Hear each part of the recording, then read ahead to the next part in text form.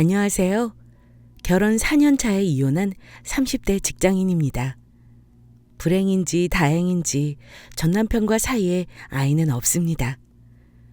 결혼하고 애도 낳고 남들처럼 살아야 어른 되고 철든다는 말, 저는 그 말 틀렸다고 생각합니다. 어른 되려고 결혼하는 거라면 결혼하지 말아야 한다고 생각해요. 결혼 전에 상대방에 대한 책임감과 예의가 없는 사람은 결혼해서도 똑같거든요. 누구든 상대방을 존중하고 책임질 마음이 있을 때 성숙한 사람이 결혼해야 그 후에도 가정을 지키고 잘 살 수 있는 것 같아요. 저희 둘은 제 친구 커플에 의해서 만나게 되었어요. 제 친구 남편의 친구가 제 남편인 거죠. 서로 재밌고 항상 만나면 할 말이 넘쳐나는 커플이었어요. 주량까지 똑같고 생각하는 가치관도 비슷하다 느꼈고요. 남편은 판교에 직장이 있었는데 역시 말하면 다 아는 회사라 밝힐 수는 없네요. 연봉은 저보다 적지만 둘 다 직장은 그만하면 탄탄했습니다. 처음 사귈 때는 둘 다 결혼 생각이 없다고 얘기해 왔어요. 저도 결혼에 대한 무서움이 있었고 남편도 마찬가지였겠죠. 근데 사귀다 보니 서로 잘 맞고 남자가 성실하고 마음도 따뜻한 것 같아 결혼 생각이 들더라고요. 남편은 결혼자금 준비한 게 없다 했습니다. 하지만 저는 남편의 경제력은 크게 상관이 없었어요. 반면 저희 집안은 어느 정도 여유가 있는 편이에요. 저 역시 말하면 다 아는 좋은 직장 다닙니다.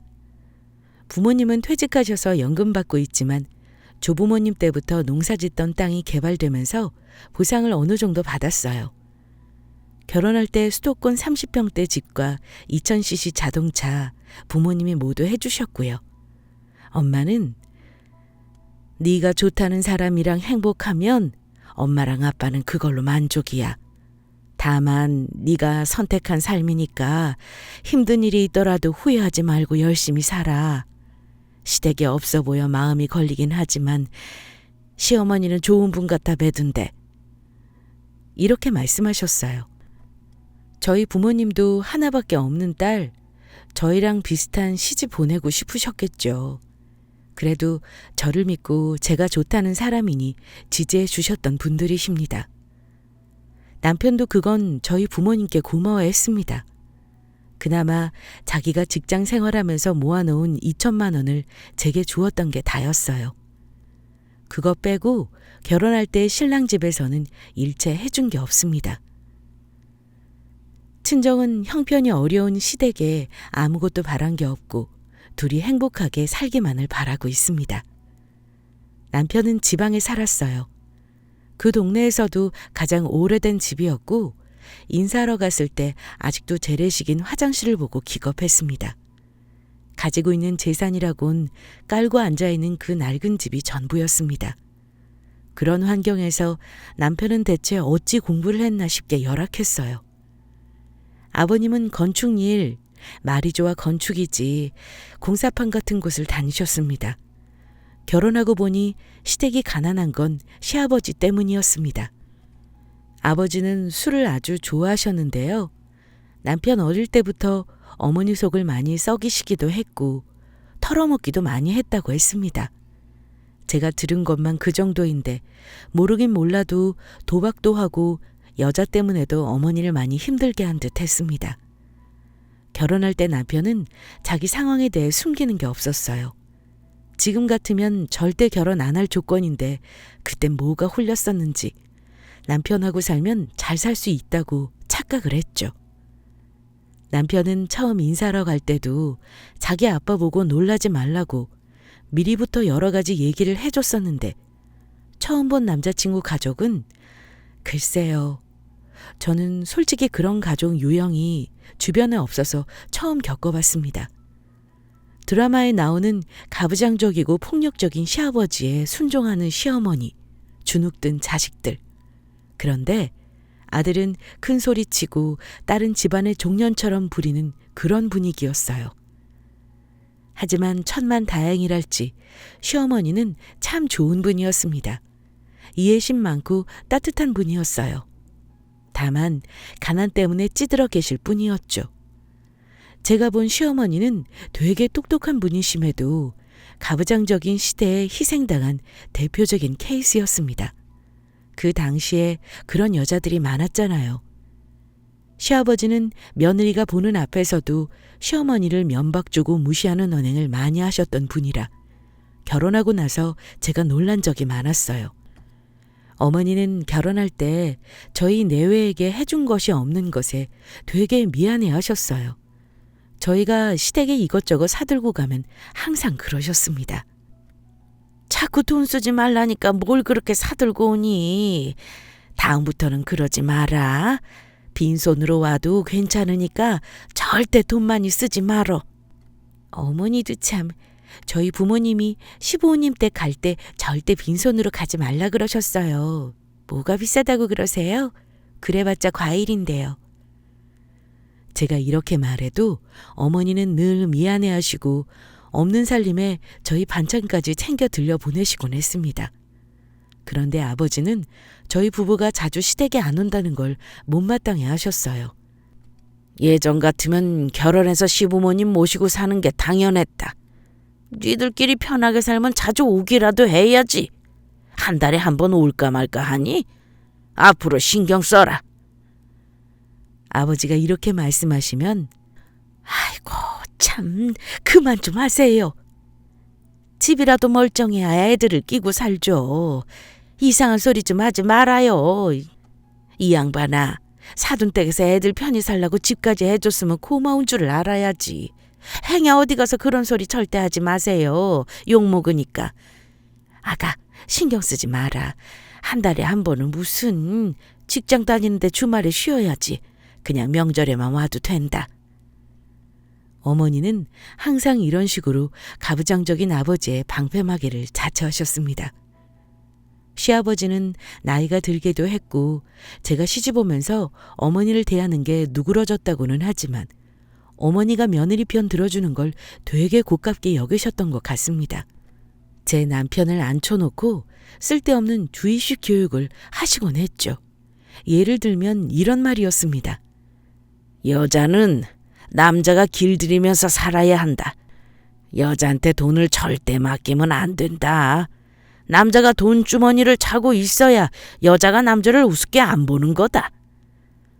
이런 말씀을 제가 듣는 데서도 하셨습니다.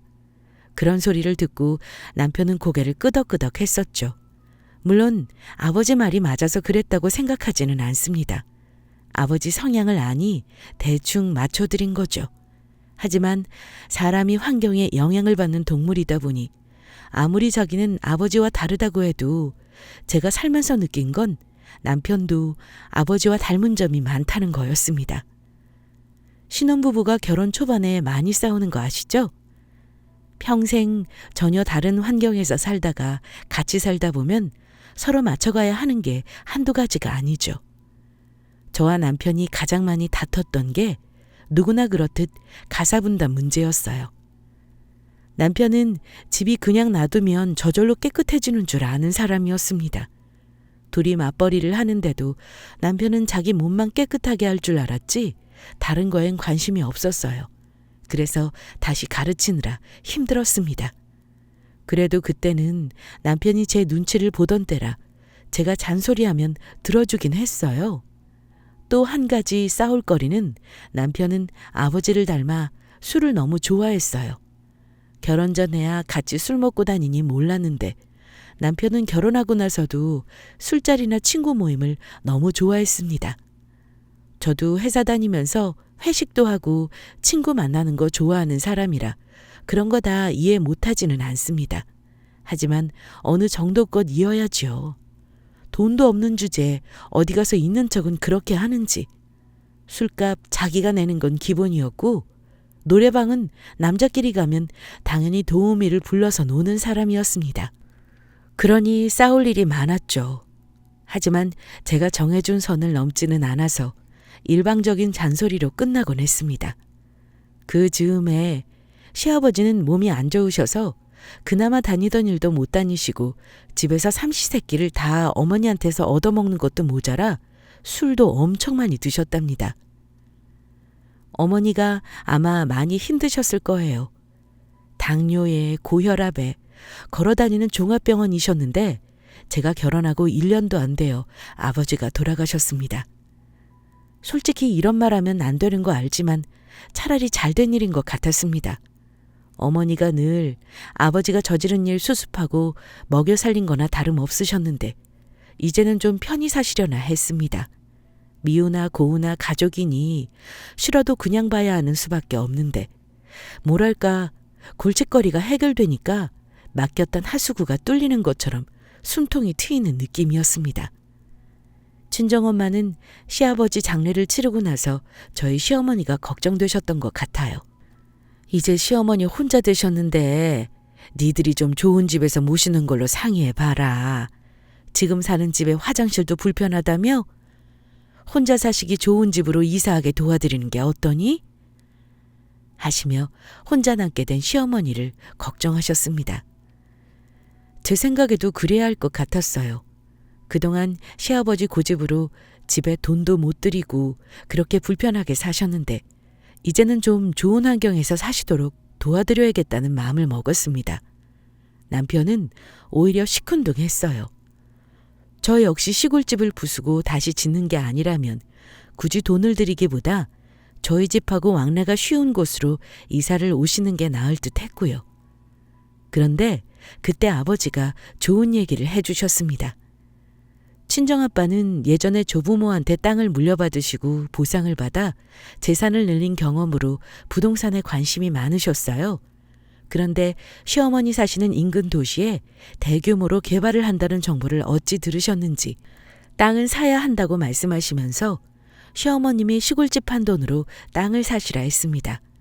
아빠는 제게 효진아, 아빠 말대로 어머니 시골집 처분해서 땅을 사도록 해라. 어머니 살 집은 아빠가 도와드릴 테니까 걱정하지 말고.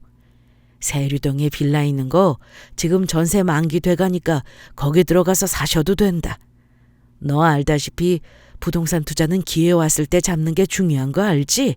지금 기회니까 아빠 말 명심해라. 알았어요.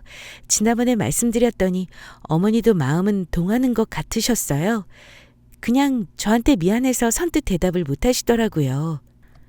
사실 어머니는 사돈에게 도움을 받는 게 너무 면목 없다고 그냥 그 집에서 눌러 산다고 고집을 부리고 계시던 중이었거든요. 남편까지 설득하니 어머니는 못 이기는 척 허락을 하셨습니다. 어머니 새 거처 마련해드리고 시골집 정리하는데 몇 개월이 걸리더라고요. 어머니는 제게 볼 것도 없는 우리 집에 며느리 하나 잘 들어오니까 좋은 일만 생기는구나. 너한테 그저 고맙다. 엄마가 어떻게 받기만 하겠니? 살면서 너한테 갚을 기회 꼭 있을 거야. 어머니, 마음 편하게 사시면 저 그걸로 됐어요. 가까이 사셔야 나중에 저 아기 낳음을 봐주시죠. 저 반찬도 자주 얻어먹고요. 아이고 그래. 엄마가 해줄 건 없어도 그 정도는 당연히 해줘야지. 너는 그냥 직장이나 열심히 다녀. 이게 시어머니와 며느리의 대화라면 믿으실까요? 시아버지가 돌아가시고 나서 오히려 어머니와 사이가 돈독해지더라고요. 어머니 시골집을 파는 게 오래 걸릴까 봐 걱정했었는데 리모델링해서 살고 싶다는 젊은 부부에게 무사히 매도하고 친정 아빠가 말한 땅은 매입해 드렸습니다. 그런데 시골집 한 돈으로는 살 수 있는 평수가 너무 적었어요. 아버지는 일단 어머니께 나중에 말하라고 하고 돈을 더 보태주셔서 10,000평 정도의 땅을 살 수 있었습니다. 물론 등기는 어머니 앞으로 해드렸고요. 그리고 어머니는 저희 집 근처인 수원으로 올라오셨습니다. 땅은 당장 오를 걸 생각하고 산 게 아니고 묻어두는 거라 한동안은 잊고 살았습니다.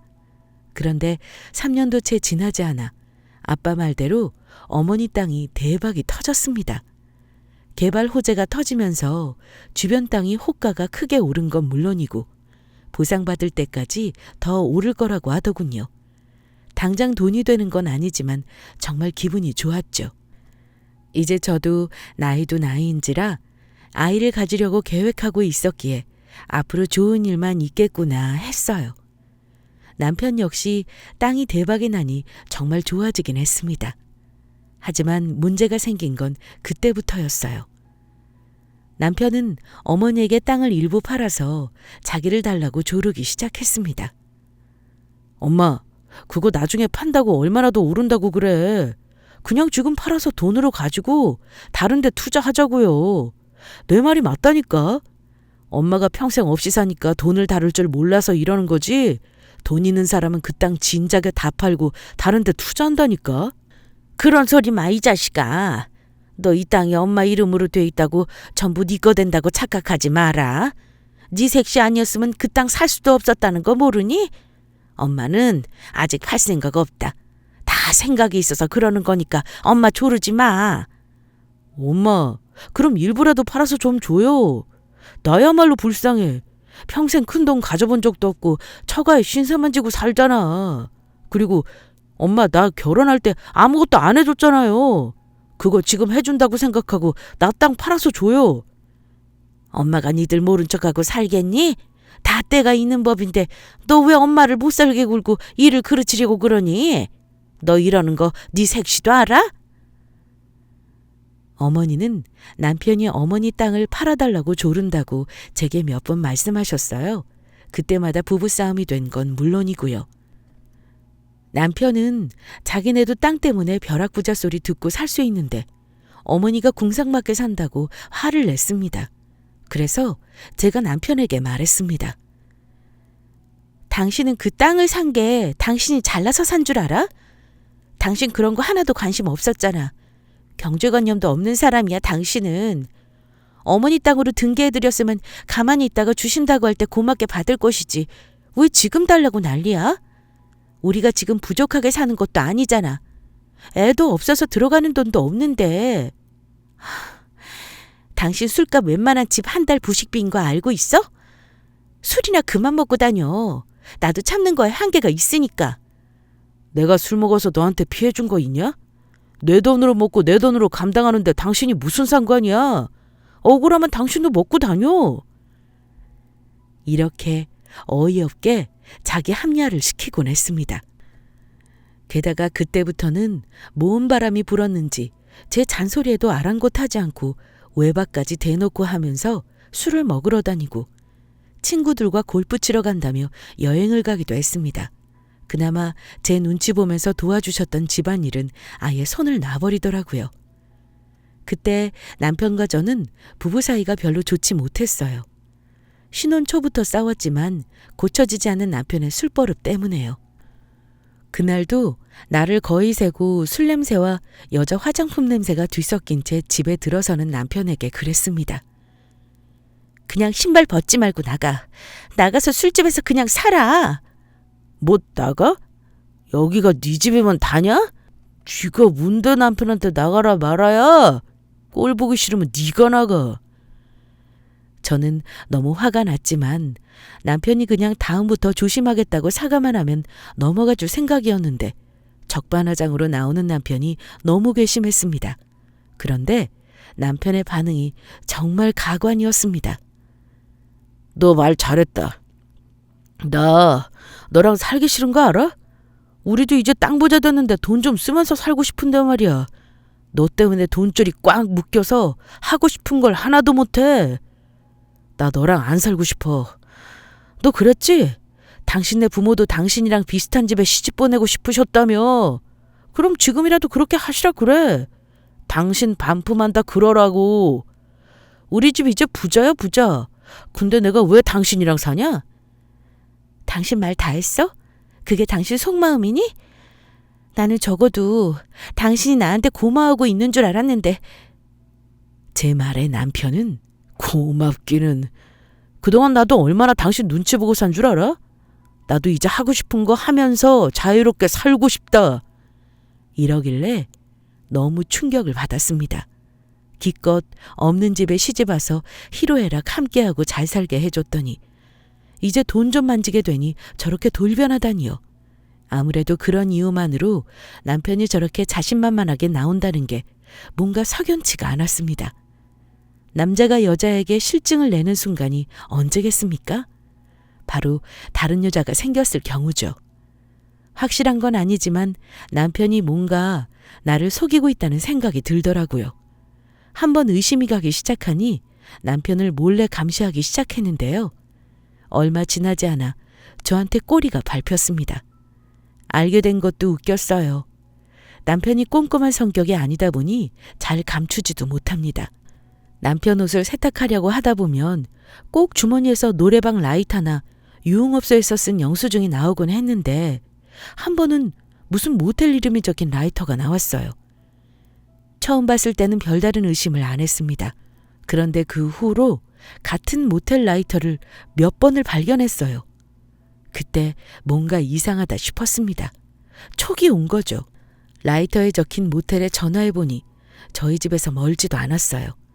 수원역 근처 모텔이었는데 남편이 모임을 자주 갖는 지역이었고요.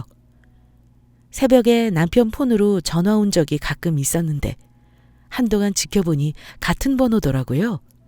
제가 기억해뒀다가 제 폰에 저장을 했는데 분명 여자였습니다. 확실한 증거를 잡기 위해 남편 폰을 뒤졌더니 역시나 주고받은 메시지를 하나도 안 지우고 놔뒀길래 전부 제 폰으로 저장해놨어요. 저는 남편의 외도 사실을 알고도 모른 척 오래 할 만한 연기력은 없습니다. 그래서 바로 남편에게 따져 물었고요. 당연하게도 남편은 펄쩍 뛰었죠. 말도 안 되는 의심을 한다면서요. 당신이 원하면 카드 내역이랑 다 보여줄게. 사람 이상하게 몰고 가지 마. 당신 알다시피 나는 도움이랑 놀아도 당신한테 다 말하는 사람이야. 이상한 짓 하는 사람이 그런 거 부인한테 말하고 다니는 줄 알아? 이러면서 당당하더군요. 그래서 그 자리에서 바로 그 여자 핸드폰 번호를 눌러 전화 걸었습니다. 그랬더니 남편이 전화기를 빼앗더라고요. 자기가 당당하면 왜 전화도 못하게 하겠습니까? 발각될 위기에 처하자 겨우 한다는 말이 그냥 3개월 정도 잠깐 만난 사이야. 당신이 생각하는 그런 깊은 관계 절대 아니라고. 솔직히 말해도 안 믿을 거라 거짓말한 거고. 이러더군요. 그 말을 나더러 믿으라는 거니? 그동안 당신이 질질 증거를 흘리고 다니지나 말던가. 차라리 나 모르게 철저하게 감추지 그랬니? 나한테 다 보여주겠다고 했지? 좋아. 그럼 당장 카드 내역 다 뽑아와봐. 저는 차에 가서 블랙박스 메모리 카드도 남편이 가져가기 전에 증거로 확보했습니다. 주변에 넘쳐나는 바람 피운 남자들의 이야기에 비하면 3개월쯤의 외도 가벼운 정도로 할 수 있겠지만 단 한 번이라도 다른 여자에게 마음 주고 저를 속였던 걸 생각하면 받은 상처의 정도의 차이라는 게 없다고 생각됩니다. 시대가 발전하여 서로 주고받은 카톡 내용, 블랙박스에 남은 서로 간의 음성들, 무슨 드라마 한 편 보는 줄 알았네요. 상상이 실제와 겹쳐 더 선명하게 제 머릿속에 각인되어 버렸습니다. 저는 남편에게 당장 이혼하자 했습니다. 그러자 남편이 태도가 정말 돌변하더군요. 차가운 말투로 제게 그러더군요. 그래, 이렇게 된 거 서로 어쩔 수 없겠네. 그냥 이혼하자. 뭐 이 집도 원래 당신네 부모님 거였고 나 돈 없는 거 알 테니 위자료는 못 줘. 그냥 합의 이혼하자. 내가 나가줄 테니. 합의 이혼 좋아하시네. 당신이 돈 없다는 건 당신 말뿐인 거고 나는 당신 통장에 얼마 있는지 한 번도 본 적 없어. 그거 다 깎아서 돈 없는 거 증명해봐. 그렇게 안 할 거면 합의는 없어. 이혼 소송 할 거고 당신이랑 바람 피우면 상간녀 소송 들어갈 거니까 각오해. 제 말을 들은 남편은 코웃음을 치면서 마음대로 해보라더군요. 그리고 집을 나가버렸습니다. 자기 집은 나중에 자기가 가지러 오겠다고 하더군요. 믿을 구석에 있으니 아주 당당히 집을 나가더군요. 아마 상간녀 집으로 갔겠죠? 그렇게 남편이 집을 나간 후 친정 부모님께는 말도 못하고 바로 시어머니한테 말했습니다. 어머니, 그이가 저랑 살기 싫다네요. 여자가 생겼다고요. 이제 자유롭게 살고 싶대요. 저는 아이까지 가질 생각하고 있었는데 제가 그 사람을 잘못 생각했나 봐요. 저 이제 어찌하면 좋을지 모르겠어요. 그냥 이혼이 답인 것 같고요. 어머니는 제 말을 들으시더니 그게 참말이니? 아니, 그 미친놈이 이제 정신 차리고 사는 줄 알았는데 간이 배 밖으로 튀어나왔구나. 응?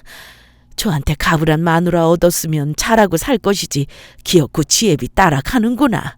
아이고, 내가 이 새끼 때문에 못 산다. 엄마가 내일 갈 테니 너 출근하지 말고 집에 있어라. 어머니는 다음날 바로 저희 집에 오셨습니다. 그런데 손에 웬 서류 봉투를 가지고 오셨어요. 해숙한 얼굴로 앉아있는 제 등을 쓰다듬어 주시더니 이내 입을 여시더군요. 엄마가 밤새 생각해봤는데 내 생각에 우리 아들은 너를 담을 그릇이 못 되는 것 같구나. 지가 지발로 저렇게 들어온 복을 차는데 주위에서 그런 놈은 주위에서 아무리 말해줘도 모르는 법이야. 지금 눈이 완전히 돌아가서 다른 거는 안 보이는 거다.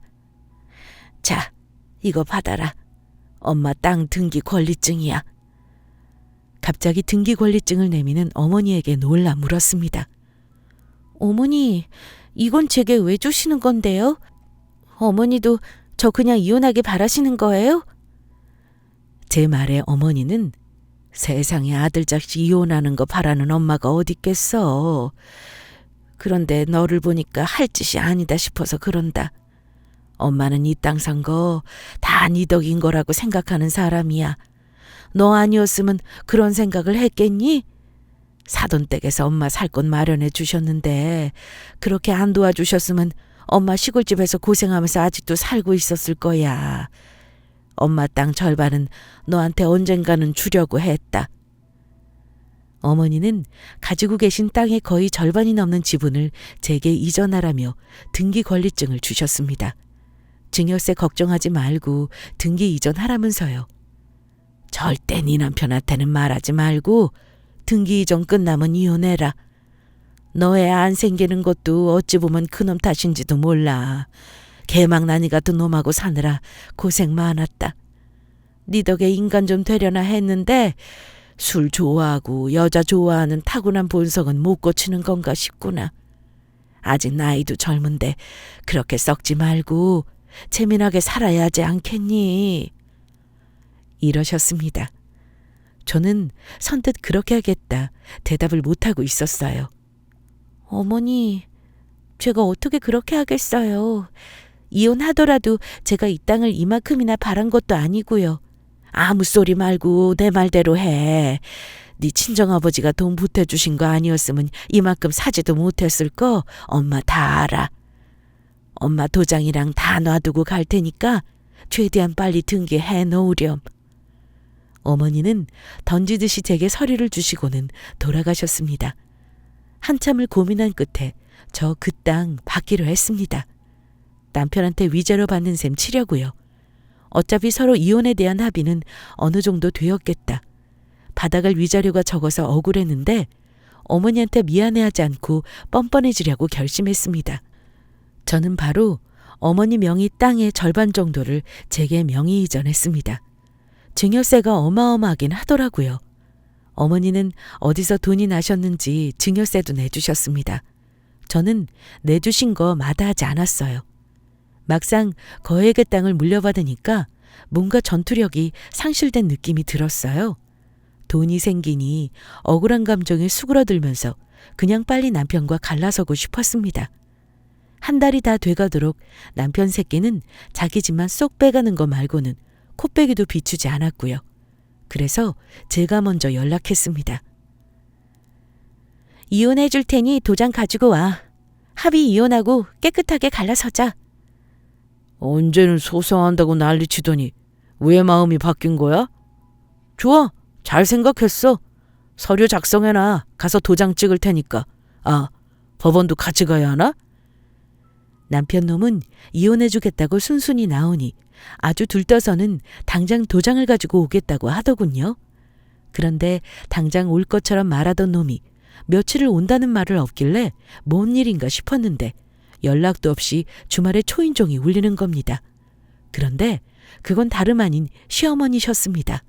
저는 깜짝 놀라 어머니, 갑자기 무슨 일이세요? 하고 물었죠. 어머니는 허겁지겁 집 안으로 들어오시더니 얘, 아직 네 남편 안 왔니? 글쎄 이 자식이 나를 찾아와서 땅 내놓으라고 난리치고 갔어. 여기 찾아올 것 같아서 바로 달려왔는데 아직 안 왔구나? 하는데 호랑이도 제 말하면 온다더니 남편의 문을 두드리더라고요. 그런데 이 인간이 끝내 미쳤는지 혼자가 아니라 웬 상스럽게 생긴 여자랑 같이 왔더군요. 다름 아닌 남편과 노란한 상간녀였죠. 삼자대면까지는 원하지 않았는데 남편 놈은 참 뻔뻔하게 지가 바람 피운 여자를 저한테 데려오기까지 하더니 정말 어처구니 없었습니다. 그 더러운 발 우리 집에 들이고 싶지도 않아 문 밖에서 얘기하자 했습니다. 상간녀를 보니 참 헛웃음이 나오더라고요. 촌스런 옷차림에 뚱뚱하고 짜리몽땅한 데다 저보다 몇 살은 더 많아 보였습니다. 꼬락서니가 그냥 보통 여자 같지는 않고 어디 유흥업소 같은 데 다니는 싸구려 여자로 보였어요. 저보다 나은 여자면 바람 피울만 해서 그랬나 보다 이해라도 하겠는데 저런 여자 뭐가 좋다고 그런 건지 이해가 안 가더군요. 제가 도장 찍으러 오는데 저녀는 왜 같이 오냐? 그랬더니 남편이 야, 너 딴 말할 거 없고 엄마가 준 땅 문서 그거 내놔. 어찌 알았는지 남편은 어머니가 제 명의로 땅을 이전해 준 것을 알고 온 것 같았습니다. 갑자기 와서 무슨 땅 문서를 내놓으라는 거야. 내놓으면 당신이 어쩔 건데 이미 내 이름으로 돼 있는 건데. 와, 이 도둑년. 당장 내놓고 네 도장이랑 인감이랑 다 내놔. 네가 뭔데 우리 엄마 땅 허락도 없이 가져가는 거야. 지금 나 속이라고 거짓말하는 거지?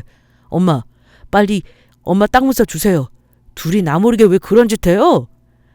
그러자 옆에 있던 상간녀는 남편을 부추기듯이 그냥 자기가 들어가서 뒤져봐. 어디다 놓은지 대충 알 거 아냐. 하며 속삭이는 겁니다. 그년이 우리 집 찾아가자고 조종한 게 틀림없었죠. 이 꼴을 보시던 어머니가 서리를 내미셨습니다. 자, 네 소원이면 봐라. 엄마 등기 문서야. 엄마가 거짓말하는 줄 알았니? 이미 네 처한테 지분 절반 다 넘겨줬으니 너도 정신 차리고 포기해. 남편 놈은 그 말을 듣더니 손까지 떨며 등기부등본을 확인하고는 고래고래 소리를 질렀습니다. 엄마! 어떻게 이럴 수가 있어?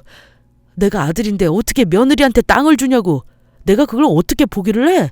등기야 다시 하면 되는 거지. 야, 어머니가 너한테 넘긴 거 다시 내놔. 하며 억지를 부리는 겁니다. 저한테 다가오며 손찌검까지 할 기세였는데 어머니가 사이를 막아서셨죠. 저는 지지 않고 남편에게 말했습니다. 그 땅이 네 거라고 생각했니? 어머니 땅 사실 때 우리 아빠가 돈 보태주신 거 몰라? 나 그거 돌려받은 거야. 그 땅에 네가 보탠 돈은 없어. 엄마 시골집 한 개 있는데 왜 내 지분이 없어? 그리고 보태주셨건 말건 나는 몰라 그런 거. 엄마 명의로 되어 있으면 엄마 땅인 거지. 네가 뭔데 권리를 주장해? 야, 좋은 말 할 때 내놔라. 그렇게 4시 한참을 문 밖에서 실랑이 하는데 상간녀가 불난집에 부채질까지 하더군요. 맘 떠난 남자 붙잡으려고 수 쓴 거 아니에요? 구질구질하게 왜 그래요? 이런 식이니까 남자가 질리지. 되게 성격이 독한가 보네. 그냥 빨리 서류 줘요. 댁은 친정이 재산도 많다더니 왜 이혼하는 남자한테 더 빼먹으려고 해요? 이러는 겁니다. 저는 너무 화가 나서 마음 같으면 한 대 치고 싶었지만 참았습니다. 야, 이 미친년아. 너 입 찢어버리기 전에 닥치고 꺼져. 더러운 년이 여기가 어디라고 오냐? 너 내가 모를 줄 알아? 애도 있고 남편도 있는 년이 팔자 고치고 싶어서 유부남 꼬신 거냐? 온 동네가 떠나가라 싸우는데 하필 그때 이웃 주민이 시끄럽다고 신고를 했는지 경찰이 왔습니다. 남편은 끝까지 내놓으라 했지만 저희 집안으로 한 발짝도 안 들여보내줬습니다. 비밀번호야 진즉에 바꾼 지 오래였고요. 경찰이 와서 그날 소동은 마무리되었지만 저는 그날 뻔뻔한 상간녀와 남편의 꼬락서니를 보고 마음을 고쳐 먹었습니다. 끝까지 가보려고요. 그 자리에서 합의 이혼 신청서 박박 찢어버렸어요. 그리고 바로 변호사 상담 예약하고 이혼 속장 접수했습니다. 그리고 상간녀 소장도 접수해달라 했습니다. 어머니는 이 난리를 다 지켜보시고는 정말 그놈이 미친 거지. 어찌 그런 여우 같은 여자한테 걸려서는. 내가 보니 그년이 보통이 아니던데 그런 식으로 남자 등쳐먹고 사는 여자 같더구나. 너 하고 싶은 대로 해라. 소송이든 뭐든 너 분풀이 해. 어머니, 소송이라는 게 쉽지 않아요. 서로 못 볼 걸 많이 볼 거고요. 그래도 그 인간 정신 조금이라도 차리게 혼내줄 거예요. 어머니 속상하시더라도 저 너무한 데 생각하지 말아주세요. 이혼하면 죄송하지만 어머니 찾아뵙기는 어려울 것 같아요. 저한테 이렇게 해주셔서 정말 감사합니다. 저는 어머니께 진심으로 감사 인사를 전하며 마지막 인사를 드렸습니다. 그리고 남편이 또 찾아올 것 같아 친정으로 당분간 옮겨서 출퇴근했고요. 이혼 소송과 상간녀 소송이라는 길고 힘든 싸움이 시작되었죠. 남편은 소장을 받고 변론 기일에 출석하지 않았어요. 대부분이 사실이니 반박할 것도 없었겠죠. 큰 이변이 없다면 제가 승소할 거고 원하는 대로 위자료도 받을 수 있겠다고 변호사가 그러더군요. 그리고 제가 상간녀 역시 소송을 하면서 느낀 건데 이런 류의 사람도 있구나 싶은 게 참 충격이었습니다. 변호사님도 여러 부류의 상간녀가 있는데 라며 혀를 두르시더라고요. 알고 보니 그녀는 가정까지 있는 여자였습니다. 나이도 41살로 남편보다 많았어요. 둘이 만난 건 어처구니 없게도 노래방이었고요. 그러니까 수년 동안 가정에 있는 여자가 남편과 아이들 몰래 업소녀로 일한 거였죠. 그런 식으로 남자들을 얼마나 많이 후렸겠습니까? 그렇게 가치 없는 삶을 사는 여자를 엄마로 둔 그녀 아이들이 불쌍하다는 생각조차 들었습니다. 소송하면서 얼마나 뻔뻔하고 천박한 여자인지 알겠더군요. 내내 거짓말과 변명으로 일관하고 뱀처럼 사악하고 또 다른 악행을 저지르면서 사람 같지 않은 행동을 하더군요. 분명 자기 돈으로 변호사를 산 게 아니라 남편이 변호사비도 대줬을 겁니다. 지금까지 저런 인간군상은 보지 못해서 충격이었고 제게 정신적인 살인을 한 그년을 도저히 용서할 수 없습니다. 단 한마디 사과도 없고 용서를 구하지도 않을 뿐더러 남편놈 돈으로 뒤에서 숨어서 저러고 있어서 사연 채널에서라도 저런 년이 세상에 있다고 알리고 싶었습니다. 도덕적으로나 상식적으로 통하는 사람이 아니라는 걸 처음 보자마자 알았기에 법으로나마 처벌하려 했던 겁니다. 제겐 제일 나쁜 놈이 남편이란 놈인 거 잘 압니다. 천하에 죽일 놈이죠. 저만 배신한 게 아니라 저희 친정과 시어머니 가족 모두를 배신한 거죠. 하지만 미련과 애증을 버리는 건 지름길이 없나 봅니다. 짧은 결혼 생활이지만 그렇다고 감정이 빨리 정리되는 건 아니더라고요. 남편 놈은 제게 이러더군요. 네가 이런 식으로 나오면 나도 생각이 있어. 네가 가져간 우리 엄마 땅 내가 그냥 포기할 거라 생각하지 마. 나도 소송할 거니까. 그래, 너는 너대로 해. 나는 나대로 할 테니까. 대신 내가 이기면 변호사비 청구하는 걸로 안 끝날 줄 알아. 정신적 피해 보상이랑 손해배상 청구까지 다 할 거니까 당신이나 각오해. 어이없게도 남편은 제게 민사소송을 걸었습니다. 부당 이득이라고 하면서 돌려달라고요. 제 이혼소송 담당해주는 변호사님이 코웃음 치시더군요. 소장이 요구대로 다 받아갈 생각을 하는 게 아니라 일부라도 자기 몫으로 하려는 속셈이라면서요. 저 한 푼도 못 주니 승소하게 해달라고 했습니다. 가장 마음 아픈 게 이 사람에게 올인한 제 청춘, 인생이 너무 애통합니다. 소송 중에 저 역시 많이 반성하고 성찰하게 되더군요. 때론 남편에게 내가 너무 빡빡하게 대하진 않았나. 돈 빼곤 괜찮다 생각하고 선택한 사람이 결혼 생활 동안 돈은 제가 더 많이 벌었고 와이프 덕에 많이 살만하니 저렇게 열심히 안 살게 된 건 아닌가. 하지만 결론은 남편놈이 그런 인간이었던 거지 제 탓이 아니라 생각하기로 했습니다. 마누라 잘 만나 운 좋아서 집에 큰돈이 들어왔는데 저 모양이 돼서 인생을 저렇게 날려먹은 건 남편이 딱 그릇이 그만큼이라 그런 거죠. 아마 남편의 본능이 그랬었던 거겠죠. 연애할 때와 결혼 생활 하는 동안은 자기 집에 가진 것도 없고 돈을 저보다 못 버니 겸손하고 착해 보였고 돈 좀 만지니 본능이 출현된 거겠죠. 결국 이렇게 제 결혼은 산산이 부서졌습니다. 최소한 상간녀가 인간적이었다면, 실수였다고 용서를 구하고 사과했다면 마음이 한이 좀 풀렸으려나요? 저 역시도 생각지도 못했습니다. 상간소송을 하고 이런 사연을 보내고, 어쩌면 상간녀한테 원초적인 폭력이나 이런 걸 못해서 더 그럴까요? 뺨이라도 갈겼다면 좀 화가 풀렸을 텐데, 경찰에 고소당하더라도 머리채라도 잡을 걸 하고 후회되더라고요. 하지만 이혼 소송이 마무리되니 쌓였던 울분이 어느 정도 정리가 되더군요. 그리고 상간녀 소송 위자료 1,500만 원 지급하라는 판결 나오고 나서는 속이 후련했습니다.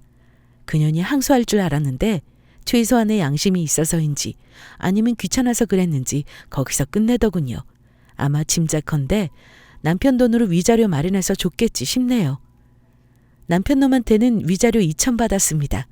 둘은 살림을 차렸는지 어쨌는지 어머니 집으로는 들어가지 않았더라고요. 저는 처음 신혼살림 차렸던 집 다시 전세 주고 부모님과 살고 있습니다. 1년이 지난 지금 안 끝날 것 같던 소송도 다 마무리되었네요.